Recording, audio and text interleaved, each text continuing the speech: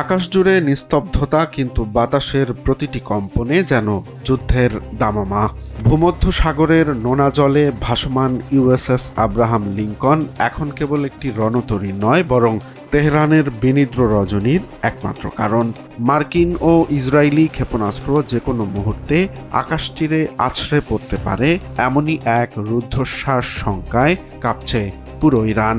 বিশ্লেষকদের মতে এই সম্ভাব্য হামলার লক্ষ্য কেবল সামরিক স্থাপনা নয়, বরং খোদ দেশটির রাজনৈতিক নেতৃত্ব। উদ্দেশ্য খুবই পরিষ্কার, যে কোনোভাবে হোক অভ্যন্তরীণ অসন্তোষ উস্কে দিয়ে দেশটির সাধারণ মানুষকে আবারও রাস্তায় নামানো।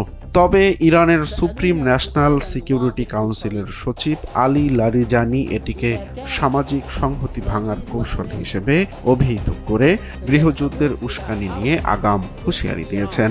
এদিকে গত 2 সপ্তাহে ডোনাল্ড ট্রাম্প হামলার চূড়ান্ত সিদ্ধান্ত থেকে পিছিয়ে এলেও মধ্যপ্রাচ্যে মার্কিন সামরিক উপস্থিতি এখন তুঙ্গে।